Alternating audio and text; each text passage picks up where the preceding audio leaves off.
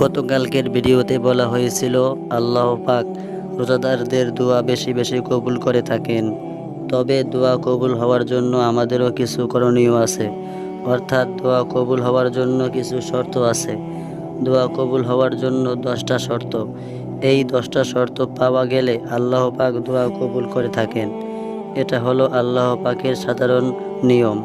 কখনো কখনো আল্লাহ পাক কাফেরের দোয়াও কবুল করে থাকেন। শয়তানের দোয়াও তো আল্লাহ কবুল করেছেন। তবে সাধারণভাবে দোয়া কবুল হওয়ার জন্য 10টা শর্ত আমাদেরকে পূরণ করতে হবে। 1 নাম্বার শর্ত হলো জীবিকা হালাল হতে হবে।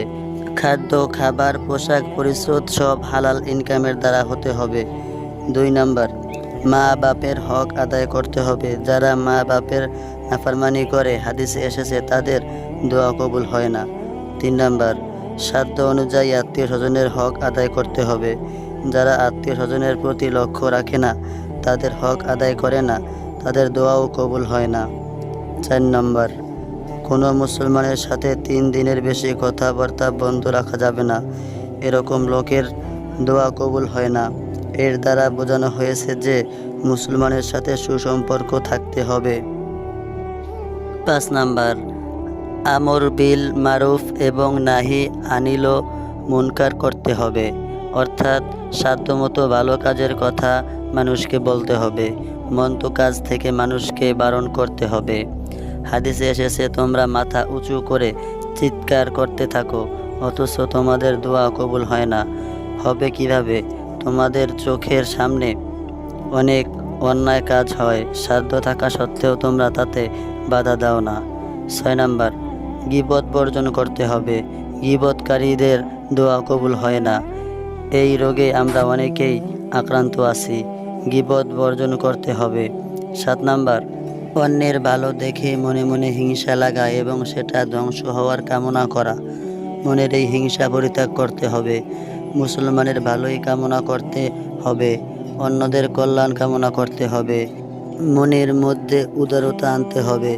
আমি উদারতা পরিহার করে চলব, সংকীর্ণতা পোষণ করব, তাহলে আল্লাহ পাক দোয়া কবুল না করে আমার সাথে সংকীর্ণতার মুআমালা করবেন। আল্লাহ পাকের নিয়ম হলো আমি তার বান্দার সাথে যেমন নীতিতে চলব, আল্লাহ পাকও আমার সাথে ওই নীতিতে চলবে। 8 নাম্বার শরিয়াত সম্মত স্থানে যতটুকু ব্যয় করা দরকার সেখানেও ব্যয় না করে অর্থ জমা করে রাখা, এটা বর্জন করতে হবে। স্বভাবগতভাবে অর্থের প্রতি একটা আকর্ষণ মানুষের থাকে, এটা পরিত্যাগ করা যায় না। কিন্তু শরিয়াত যেখানে যেটা ব্যয় করতে বলেছে সেখানে সেটা ব্যয় করতে হবে। ওইখানে সংকীর্ণতা চলবে না।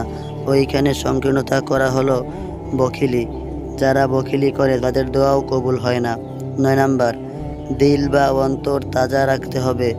দিল যদি মরে যায়, দিল যদি মুর্দা হয়ে যায়, তাহলে ওই দিলের আবেদন আল্লাহ শোনেন না।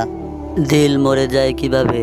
যারা মোটেও জিকির আজকার না করে, খুব বেশি কথা বলে, খুব বেশি হাসি তামাশা ঠাট্টায় লিপ্ত থাকে, তাদের দিল মরে যায়। দিল তাজা রাখতে গেলে কিছু কিছু জিকির আজকার করতে হবে।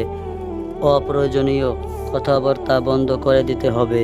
অপ্রয়োজনীয় হাসি তামাশা ঠাট্টা বর্জন করতে হবে, তাহলে দিল তাজা থাকবে। তাজা দিলের আহ্বান আল্লাহ শুনবেন। 10 নাম্বার দোয়া করে আমি যেরকম চাই সাথে সাথে ওরকম পেয়ে যাব, এমন তাড়াহুড়া করা যাবে না। আল্লাহ পাক বান্দার দোয়া কবুল করেন, কিন্তু বান্দার ইচ্ছা অনুযায়ী নয়, আল্লাহর ইচ্ছা অনুযায়ী। আমরা অনেক সময় একটা বিষয়কে ভালো মনে করে আল্লাহর কাছে সেটা চাই, কিন্তু আল্লাহ পাক সেটা আমার জন্য ভালো মনে নাও করতে পারেন, বরং তিনি যেটা ভালো মনে করবেন সেটাই দিবেন। যেমন ছোট বাচ্চা চকলেট চায়, কিন্তু মাতা পিতা তাকে চকলেট না দিয়ে অন্য ভালো কিছু একটা দেন, কারণ মাতা পিতা জানেন চকলেট বাচ্চার স্বাস্থ্যের জন্য ভালো নয়। আল্লাহ পাকও আমাদের জন্য যেটা ভালো মনে করবেন সেটাই দিবেন। কিংবা আমরা দুনিয়ার জন্য চাই, কিন্তু আল্লাহ সেটা দুনিয়াতে না দিয়ে আখিরাতের জন্য সঞ্চয় রেখে দেন। কিয়ামতের দিন এমন হবে, অনেক মানুষ তাদের আমল নামায় বহু সব দেখতে পাবে। এত সব আমল নামায় কোথা থেকে আসলো? তখন আল্লাহ পাকের পক্ষ থেকে জানানো হবে যে তুমি দুনিয়ার জন্য চেয়েছিলে, কিন্তু আমি সেটা দুনিয়াতে না দিয়ে আজকের জন্য জমা রেখে দিয়েছি। তখন মানুষ বলবে, দুনিয়ায় যদি আমার কোনো দোয়াই কবুল না হতো, দুনিয়ায় যদি আমি কিছুই না পেতাম, সব আখিরাতের জন্য জমা থাকতো, তাহলে কত ভালো হতো। অতএব আমি যেরকম চাই ওইরকমই হবে। এর জন্য মন ব্যস্ত না রাখা কিংবা দোয়া কবুল হচ্ছে না এমন অবস্থা পোষণ না করা চাই। আল্লাহর কাছে আমার দোয়া কবুল হবেই এরকম দৃঢ় মনোভাব, এরকম মজবুত আস্থা রাখতে হবে। দোয়া কবুল হওয়ার জন্য এই সমস্ত আমল আমাদের করণীয়।